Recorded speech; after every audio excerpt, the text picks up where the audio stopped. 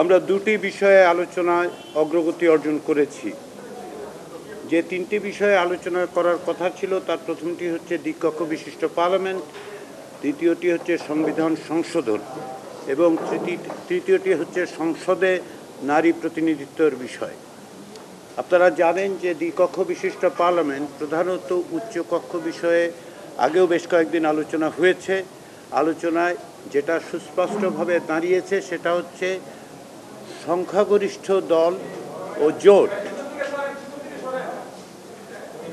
সংখ্যাগরিষ্ঠ দল ও জোট দ্বিকক্ষ বিশিষ্ট পার্লামেন্ট প্রতিষ্ঠা করার ব্যাপারে তাদের সমর্থন রয়েছে। তারা সেভাবেই তাদের মত প্রকাশ করেছেন।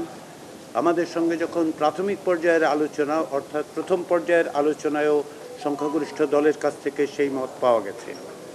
এখানেও সংখ্যাগরিষ্ঠ দল, এবং আমি এটা বলতে পারি বড় আকারের সংখ্যাগরিষ্ঠ দলই আসলে দ্বিকক্ষ বিশিষ্ট পার্লামেন্ট প্রতিষ্ঠার পক্ষে আছেন। প্রক্রিয়ার বিষয় নিয়ে আমাদের আগের আলোচনায়ও অগ্রগতি অর্জন করা যায়নি। আজকেও যেটা দাঁড়িয়েছে সেটা হচ্ছে এই যে দুইভাবে এই উচ্চকক্ষ প্রতিষ্ঠার প্রস্তাবে বিষয়ে আলোচনা হয় এবং দলগুলো তাদের কেউ কেউ অবস্থানের পরিবর্তন করলেও তারা মূলত তাদের অবস্থানের জায়গায় আছেন। সেটি হচ্ছে একদিকে কেউ কেউ বলছেন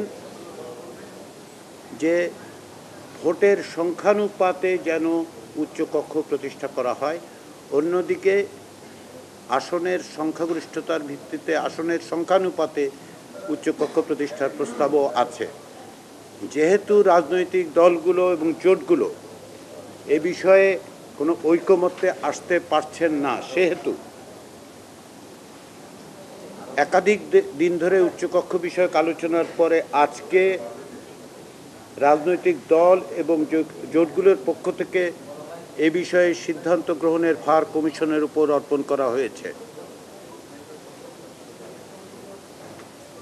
এ ব্যাপারে ঐকমত্য কমিশন নিজেদের মধ্যে আলোচনা করবেন আগামী দিনগুলোতে এবং আমরা এ বিষয়ে অনানুষ্ঠানিকভাবে রাজনৈতিক দলগুলোর সাথে যোগাযোগ অব্যাহত রাখব। আমরা মনে করি কমিশন এটা অত্যন্ত জোর দিয়ে মনে করে যে দ্বিকক্ষ বিশিষ্ট পার্লামেন্ট প্রতিষ্ঠা একটি গুরুত্বপূর্ণ প্রশ্ন। এ বিষয়ে একটা সিদ্ধান্তে আমাদের আসতে হবে। ফলে আমরা কমিশনের পক্ষ থেকে এ বিষয়ে আলাপ আলোচনা, অনানুষ্ঠানিক আলোচনা অব্যাহত রেখে খুব দ্রুত আগামী সপ্তাহের গোড়ার দিকেই এ বিষয়ে আমাদের অবস্থান বলতে পারবো বলে মনে করি। দ্বিতীয় বিষয় যেটা আজকে আলোচিত হয়েছে সেটা হচ্ছে সংবিধান সংশোধনের বিষয়। যদিও সংবিধান সংশোধনের সঙ্গে উচ্চকক্ষ প্রতিষ্ঠার বিষয়টা অংশত যুক্ত, কিন্তু তারপরেও যেটা আমরা আলোচনায় এক জায়গায় আসতে পেরেছি সেটি হচ্ছে যে যদি উচ্চকক্ষ গঠিত না হয় অথবা উচ্চকক্ষ গঠিত হওয়া পর্যন্ত সংবিধান সংশোধনের জন্য সংসদের 2/3 সংখ্যাগরিষ্ঠ সদস্যের সমর্থন প্রয়োজন হবে, তবে সুনির্দিষ্ট কতগুলো অনুচ্ছেদ, যেমন প্রস্তাবনা,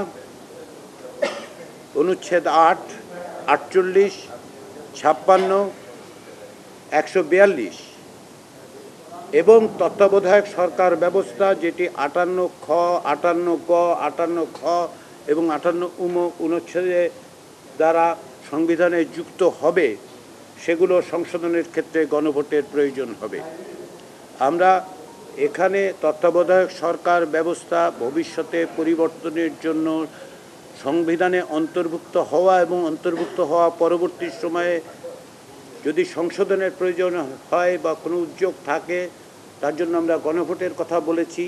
এই বিবেচনার থেকে যে রাজনৈতিক দলগুলোর মধ্যে তত্ত্বাবধায়ক সরকার ব্যবস্থা পুনঃপ্রতিষ্ঠার ব্যাপারে কোনো রকম দ্বিমত নেই। আমরা আশা করছি আগামী সপ্তাহে আমরা তত্ত্বাবধায়ক সরকারের প্রধান কিভাবে নিযুক্ত হবেন, কিভাবে নিয়োগ করা হবে সেটা নিষ্পত্তি করতে পারব। যে কোনো প্রক্রিয়াতে আসলে আমাদের তত্ত্বাবধায়ক সরকার ব্যবস্থা পুনঃপ্রতিষ্ঠার একটা সিদ্ধান্ত ঐকমত্য তৈরি করতে হবে। আমরা আশা করি সেটা তৈরি করতে পারব। সে কারণেই সংবিধান সংশোধনের ক্ষেত্রে আমরা সুস্পষ্টভাবে অধিকাংশ রাজনৈতিক দলের সঙ্গে এই জায়গায় একমত হওয়া গেছে যে প্রস্তাবনা অনুচ্ছেদ 8, 48, 56, 142-এর পাশাপাশি তত্ত্বাবধায়ক সরকার ব্যবস্থা, যেটি 58 অনুচ্ছেদের ঘ এবং উমর মধ্যে দিয়ে যুক্ত হবে, সেগুলি যদি ভবিষ্যতে সংশোধনের ব্যবস্থা নেওয়া হয়, পদক্ষেপ নেওয়া হয়, তার জন্য গণভোটের প্রয়োজন হবে। আজকে দীর্ঘ সময় ধরে এই দুটো বিষয়, বিশেষ করে সংবিধান সংশোধনের বিষয়টায় একটা নিষ্পত্তির জায়গায় আসার চেষ্টার কারণে আমরা তৃতীয় বিষয়টি নিয়ে আলোচনা করতে পারিনি, সেটা হচ্ছে সংসদে নারীর প্রতিনিধিত্ব। আমরা গতকাল এ বিষয়ে আলোচনা করেছি এবং এই সমস্ত আলোচনার পরিপ্রেক্ষিতে আমরা আশা করছি আগামী সপ্তাহে এই বিষয়েও একটা নিষ্পত্তির জায়গায় আমরা আসতে পারব। তবে অত্যন্ত দুর্ভাগ্যজনক, দুঃখজনক যে আজকে সময়ের অভাবে আমরা এই বিষয়টা আলোচনা করতে পারলাম না।